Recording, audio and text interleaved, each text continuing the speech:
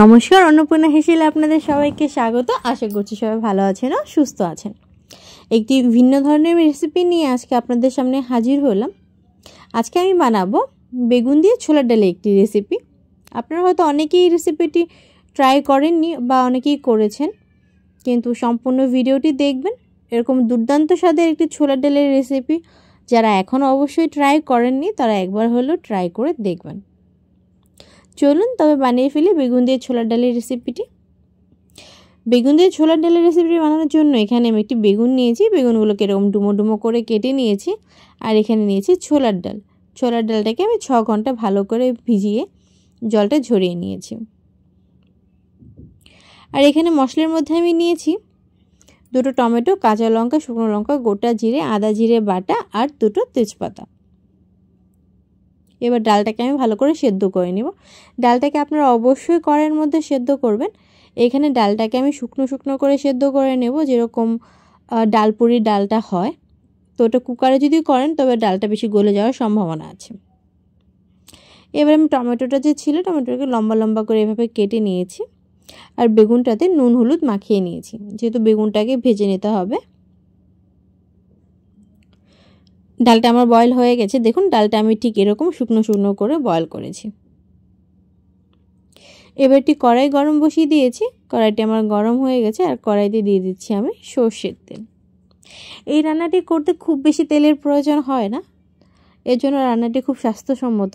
বর্তমানে আমরা সবাই একটু তেল মশলা অ্যাভয়েড করার চেষ্টা করি।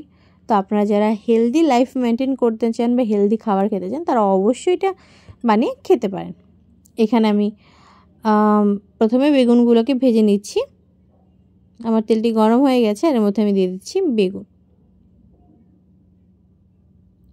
আর বেগুন ভাজার সময় এখানে আমি একটু হিং ব্যবহার করেছি।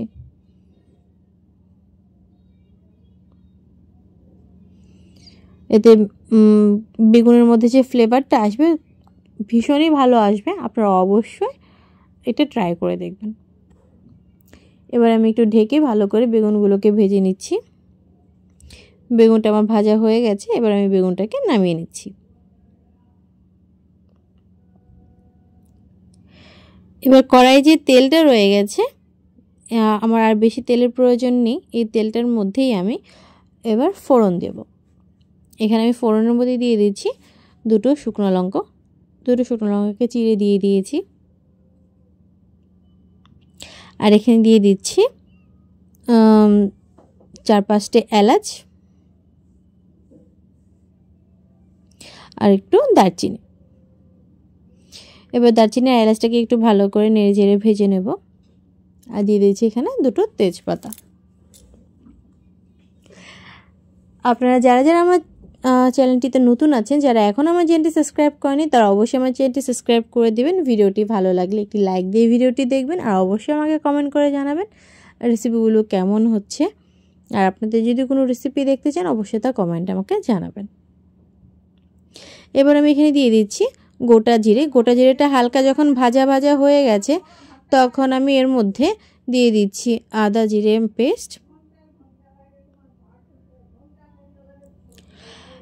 এবার আদা জিরে পেস্টটা যখন একটু কষা কষা হয়ে যাবে এর মধ্যে দিয়ে দিচ্ছি আমি লম্বা করে কেটে রাখা টমেটো। এবার টমেটোটাকে আমি একটু হালকা নেড়ে চেড়ে ঢেকে কুক করে নিচ্ছি। আর এর মধ্যে দিয়ে দিচ্ছি আমি সামান্য পরিমাণে লবণ। এতে টমেটোটা খুব জলদি কুক হয়ে যায়। আর দিয়ে দিচ্ছি এখানে হলুদ গুঁড়ো।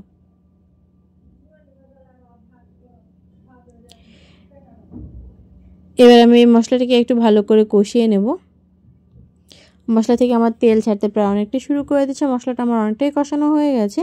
এবার আমি এর মধ্যে অ্যাড করছি বয়েল করে রাখা ছোলার ডাল। এবার আমি ছোলার ডালটাকে ভালো করে এর সাথে মিশিয়ে নেড়ে চেড়ে নেব। আর মশলাটির সাথে ছোলার ডালটাকে একটু ভালো করে কষিয়ে নেব।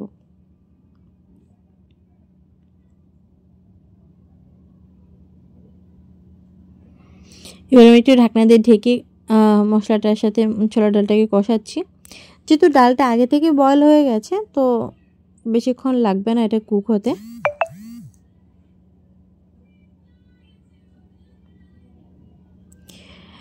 এবার যখন ডালটা মশলাটার সাথে ভালো করে কষে যাবে এর মধ্যে আমি ইউজ করছি খুবই সামান্য পরিমাণে জল, যেখানে আমি হাফ কাপের মতো জল ব্যবহার করছি।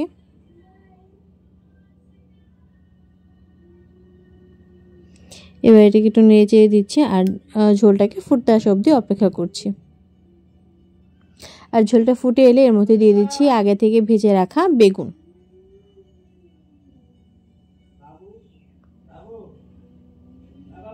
এবার বেগুন দিয়ে হালকা করে নেড়ে চেড়ে নিচ্ছি আর ডালটাকে আরেকটু সামান্য টাইম ফুটিয়ে নেব।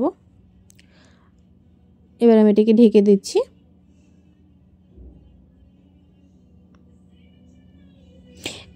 কিছুক্ষণ বাদে ঢাকনা তুলে আরেকটু নেড়ে চেড়ে নেব।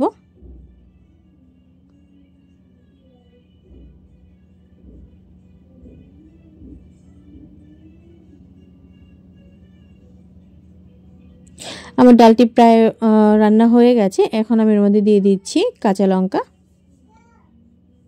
যেহেতু আমার ছোট বাচ্চা আছে, ওরা ঝাল খেতে পারে না, তাই এখানে আমি কাঁচা লঙ্কাটা পরে ব্যবহার করছি। আপনারা চাইলে অবশ্যই কাঁচা লঙ্কাটা আগে ব্যবহার করতে পারেন।